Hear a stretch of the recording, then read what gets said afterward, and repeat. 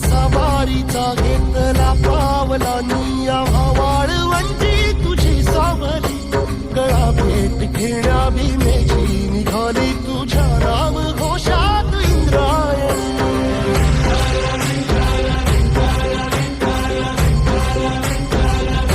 भिडे आसमंती ध्वजा वैष्णवांची उभी पंढरी आज नानावली तुझे नाव ओठी तुझे रूप धानी जीवाला तुझी याच गाला घरी